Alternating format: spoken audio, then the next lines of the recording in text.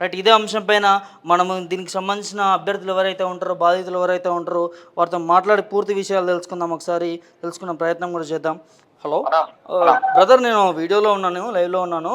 చెప్పండి, ఇప్పుడు మీకు ఈ 46 జియో వల్ల మీకు కలిగే నష్టం ఏంటి? ప్రభుత్వం మీరు ఎన్ని సార్లు ప్రభుత్వం ముందు పెట్టినా తీసుకురావట్లేదు. దీనిపైన ఒక ఆహ్, చిన్న వాయిస్ ఇవ్వండి బ్రదర్. నా పేరు బాలు అన్న. నేను ఏబీపీ స్టేట్ ఎగ్జిక్యూటివ్ మెంబర్ని. హ్మ్. అయితే గత ప్రభుత్వాన్ని 10 ఏళ్ల కాలంలో చూసినట్లయితే 2016లో అయితేనేమి, 2018లో అయితే 2 నోటిఫికేషన్లు ఇచ్చింది. 2022లో కూడా నోటిఫికేషన్ వచ్చింది. హ్మ్. అయితే 2022లో ఏంటంటే జీవో 46 అనేది కొత్తగా మన బీఆర్ఎస్ ప్రభుత్వం తేవడం జరిగింది. హ్మ్. దీని ప్రకారం ఏంటంటే గ్రామీణ ఉన్న విద్యార్థులకు హ్మ్. అన్యాయం జరిగే విధంగా ఏంటంటే వాళ్ళు ఇక్కడ అప్లై చేసుకోకుండా ఇక్కడ ఉద్యోగాలు రాకుండా స్థానికులకు ఉద్యోగాలు వచ్చేటట్టు హ్మ్. ఒక జీవోని అయితే తీసుకురావడం జరిగింది. హ్మ్. దీని వల్ల మాకు జరుగుతున్న అన్యాయం ఏంటంటే హ్మ్. ఇక్కడ ఏంటంటే హైదరాబాద్ లో ఎవరు కూడా గ్రామీణ ప్రాంతాలు వచ్చిన వాళ్ళు ఎవరు ఇక్కడ ఉండరు. హ్మ్. హైదరాబాద్ లో ఉండేది ఏంటంటే స్పెసిఫిక్ గా మన ఆంధ్రులు మాత్రం ఉంటారు. ఇక్కడ ఏంటంటే మనం చూసుకున్నట్లయితే ఈ హైదరాబాద్ లోనే హ్మ్. 40 లక్షల మందికి పైగా ఆంధ్రులు ఉన్నారు. హ్మ్. ఈ ఉద్యోగాలను ఏంటంటే ఈ ఆంధ్రులు కొల్లగొట్టుకోబోతున్నారు. మాకు ఇది కాదు, మాకు ఇంత ముందు ఈ 2016, 18లో ఏ విధంగా అయితే ఉన్నదో అదే విధంగా మాకు ఈ నోటిఫికేషన్ ఇవ్వండి.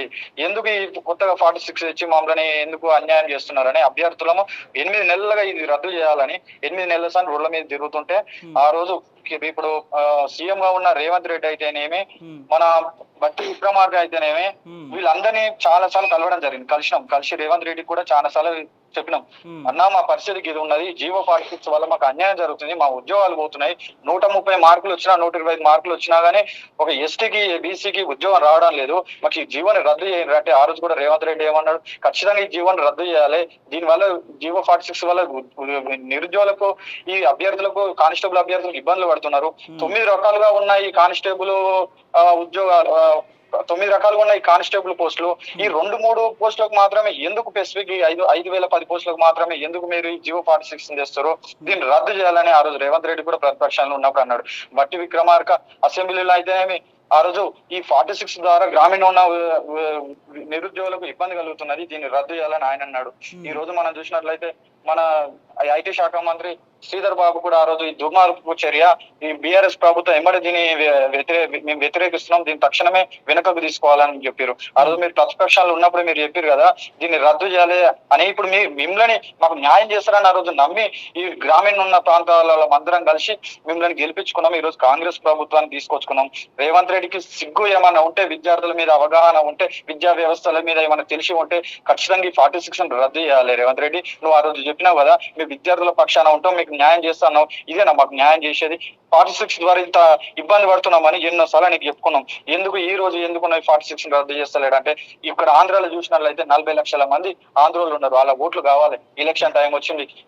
ఇప్పుడు జీవో 46 రద్దు చేస్తే ఆంధ్రోలకు ఉద్యోగాలనే రావు. వాళ్ళకు రాకపోతే మొన్న మల్కాజ్గిరిలో ఆంధ్రోల ఓట్లతో గెలిచినాడు రేవంత్ రెడ్డి, ఇప్పుడు కూడా ఇదే ఆంధ్రోల ఓట్లతో గెలవాలన్న దుర్మార్గపు చర్యతోటి ఈ తెలంగాణలో ఉన్న ఆత్మగౌరవాన్ని చంపి వాళ్ళకి ఇప్పుడు జీవో 46 అట్నే కంటిన్యూ చేస్తుంది. సరే, ఆ రోజు బీఆర్ఎస్ ప్రభుత్వం అయితే తప్పు పని చేసింది, గద్దె దించడం తప్పు చేసింది, గద్దె దించినాం కదా, ఇప్పుడు నిన్న గద్దె ఎక్కించింది ఎందుకు, మాకు న్యాయం చేస్తావనే కదా. అయితే నువ్వు ఏదో మన చంద్రబాబు నాయుడుకి తొత్తుగా ఉండాలి చేయాలనే ఉద్దేశంతో, ఆయన చంద్రబాబుని దృష్టిలో మంచిగా ఉండాలనే ఉద్దేశంతో నువ్వు ఈ 46 కంటిన్యూ చేస్తున్నావు. ఏంటంటే రేవంత్ రెడ్డికి ఒకటే ఆలోచన ఉన్నది, ఈ టీడీపీని ఈ తెలంగాణలో ఉన్న కాంగ్రెస్ ని టీడీపీ చేసి మళ్ళీ ఉమ్మడి ఆంధ్రప్రదేశ్ చేయాలని దుర్మార్గపు చర్య చేస్తుంది. ఎంతో మంది బలిదానం చేసుకోరు. రేవంత్ రెడ్డి, నీకు తెలియదా? ఆ రోజు నీకు ఎలా తెలుస్తుంది? నువ్వు ఉద్యమాలలో ఉన్నావా? ఉద్యమాలలో ఉండి ఉద్యమాన్ని నడిస్తే తెలుస్తుండే. ఆ రోజు మేము ఎంతో మంది అన్నలు అక్కలు ఎంతో మంది ప్రాణత్యాగాలు చేస్తే వచ్చింది ఈ తెలంగాణ. ఇప్పుడు చూసినట్లయితే మళ్ళీ రేవంత్ రెడ్డి ముల్కి నార్మల్కి ఉద్యమానికి తెరలేపుతున్నాడని అర్థమవుతున్నది. ఈ ఉన్న 30-40 లక్షల ఆంధ్రుల ఓట్ల కోసమే ఇదంతా చేస్తున్నాడు. ఇంకా ఈ గ్రూప్ 1 నోటిఫికేషన్ చూస్తేనైతేనేమి 503 పోస్టులకి అది పరిమితం చేసింది. ఈ ఈ ఉద్యోగాలను పెంచాలి అని 563 పోస్టులు వేసినాం. అది కాదు, ఇంకో 200 పోస్టులు పెంచాలి. గ్రూప్ 1 క్వాలిఫైడ్ అయిన టెస్ట్ తెలుగులో కూడా నిర్వహించాలి. గ్రూప్ 2 788 వేసినావు కదా, 788 ఎట్లేస్తావు? 2,000కు పైగా ఉన్నాయి, 2,000 ఉద్యోగాలు వేయాలి. నువ్వు ఏం చెప్పినావు? డిసెంబర్ వరకే మేము 2 లక్షల ఉద్యోగాలని భర్తీ చేస్తున్నావు. నువ్వు ఇవే పోస్టులనే భర్తీ చేయలేకపోతున్నావు, ఇవే పెంచలేకపోతున్నావు. కాదు 2 బ్రదర్, ఇక్కడ లక్షల ఒక చిన్న అంశం. ఆల్రెడీ 25,000 పోస్టులు ఇచ్చిరటగా, నియామక పత్రాలు ఇచ్చిరట, వాళ్ళ ఉద్యోగాలు ఇచ్చిరటగా బ్రదర్. అవి ఇచ్చినాయి కొత్తగా ఈ కాంగ్రెస్ ప్రభుత్వం తెచ్చినాయి కాదు. ఈ బీఆర్ఎస్ ప్రభుత్వం తెచ్చిన ఉద్యోగాలని వాళ్ళు చేసిన నోటిఫికేషన్ ముందుకు సాగిస్తున్నారు తప్ప కొత్తగా ఈ కాంగ్రెస్ ప్రభుత్వం ఎలాంటి నోటిఫికేషన్ వేయలేదు. ఏదో నత్తనడకన 5,000 10,000 పోస్టులు వేసింది. ఈ 2 లక్షల ఉద్యోగాలు అన్నాయి అని చెప్పి 10,000 ఉద్యోగాలు పరిమితం చేస్తే కాదు కదా. ఇంకేంటి విద్యాశాఖ మంత్రి లేడు. ఇంతవరకు విద్యాశాఖ మంత్రి ఉంటే మా సమస్యలు ప్రతి ఒక్కటి అర్థమవుతుండే. విద్యాశాఖ మంత్రి లేడు. ఈ ఉద్యోగాలు అనేది నత్తనడకన జరుగుతున్నది తప్ప ఇంతవరకు ఏది వేయలే. డిఎస్సి ఆ రోజు ప్రతిపక్షంలో ఉన్నప్పుడు రేవంత్ రెడ్డి ఏమన్నాడు, 21,000 నుంచి 25,000 దాకా డిఎస్సీలు ఉన్నాయి. డిఎస్సీలు ఖచ్చితంగా 25,000 వేయాలి. ఇది బీఆర్ఎస్ ప్రభుత్వం ఆడుతున్న డ్రామా అన్నాడుగా. ఈ రోజు మరి నువ్వు సీఎం అయినావు, నీకు తెలియదు వాళ్ళ గురించి. 11,000 ఎందుకు పరిమితం చేసినావు? 25,000 వేయాలి కదా. అంటే ఇది మెగా డిఎస్సీ కాదు, దగా డిఎస్ అని కూడా నేను తెలియజేస్తున్నాను. ఇంకా డిఎస్సీలలో నాన్ లోకల్ కేటగిరీలో జిల్లాల వైజ్ గా స్టేట్ ఓపెన్ కింద అవకాశం ఇవ్వాలి. కానీ అలా ఇవ్వకుండా ఏ స్టేట్ కా స్టేట్ అప్లై చేసుకోవాలని కూడా ఈ ప్రభుత్వం చెప్తుంది. ఎందుకు విద్యార్థుల మీద ఇంత వ్యతిరేకత చూపిస్తున్నారు? ఎందుకు మీరు విద్యార్థులని ఇంత మభ్యపెట్టే విషయాలు చేస్తున్నారు? మిమ్మల్ని గెలిపించడానికి మేము ఊరు తిరిగి ప్రతి ఒక్కరికి చెప్పినాం, అమ్మ మనకు ఈ ప్రభుత్వం మారితే మనకు న్యాయం జరుగుతుంది అన్నాం. ఏం న్యాయం జరిగింది మాకు ఇంతవరకు? టిఎస్ఎల్పిఆర్బి చైర్మన్ శ్రీనివాసరావు చూసినట్లయితే ఒక ఆంధ్రోలకు ఆలోచించడం కోసమే ఈ జీవో 46 అనేది మాత్రం తెచ్చిండు.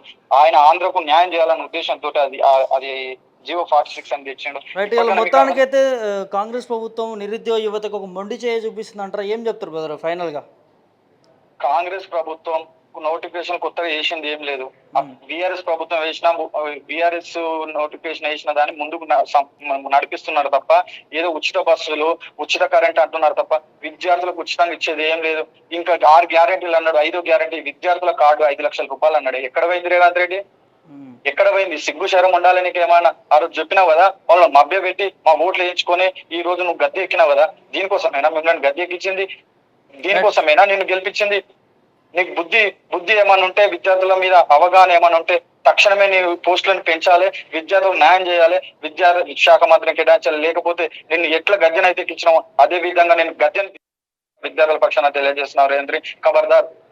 Thank you brother, thank you మీ ఆవేదన వ్యక్తపరిచినందుకు.